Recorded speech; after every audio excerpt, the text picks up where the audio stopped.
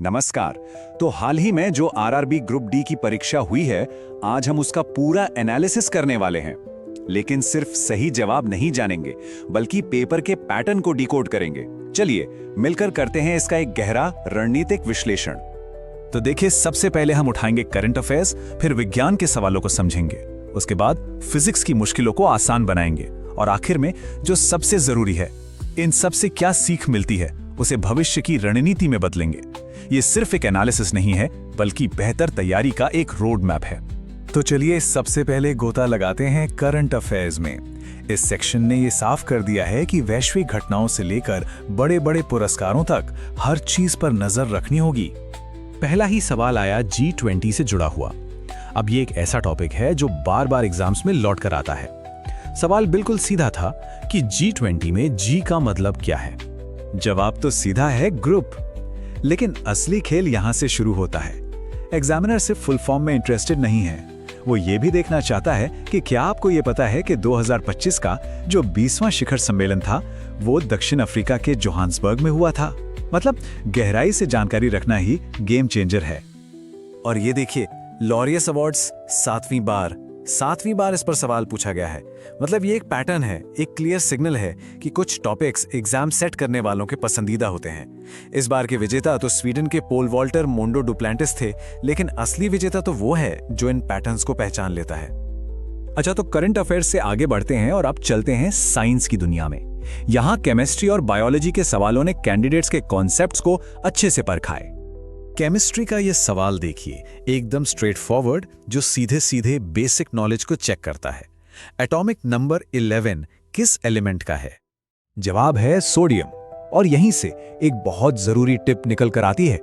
Periodic table के पहले 30 elements को उनके एटॉमिक नंबर के साथ अच्छे से याद कर लीजिए। यह आपको कई सवालों में दूसरों से आगे कर सकता है। अगला सवाल था केमिकल रिएक्शंस की समझ पर।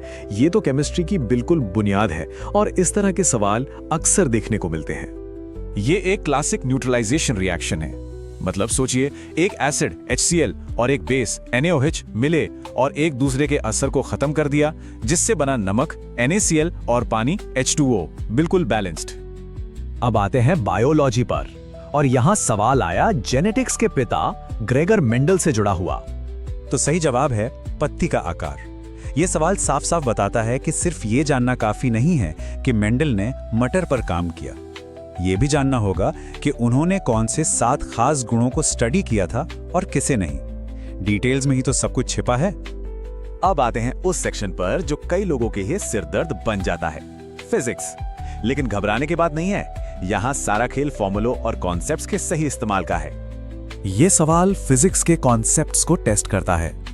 एक कुली अपने सिर पर वजन लेकर हॉरिजॉन्टली, मतलब सीधा चल रहा है, तो फिजिक्स के हिसाब से उसने कितना काम किया? और इसका जवाब शायद आपको हैरान कर दे, 0, 0। अब सवाल उठता है, ऐसा क्यों? क्योंकि कुली का बल यानी वजन नीचे की तरफ है, लेकिन वो चल आगे की तरफ रहा है। जब फोर्स और डिस्प्लेसमेंट के बीच 90 डिग्री का एंगल होता है, तो फिजिक्स कहती है कि कोई काम नहीं हुआ। अब एक और मजेदार सवाल जो न्यूटन के गुरुत्वाकर्षण नियम पर बेस्ड है, और हां, इसमें थोड़ी सी कैलकुलेशंस भी है। इस सवाल को सॉल्व करने से पहले चलिए फटाफट न्यूटन के गुरुत्वाकर्षण नियम को रिवाइज कर लेते हैं। यही नियम हमारी कैलकुलेशन का आधार बनेगा।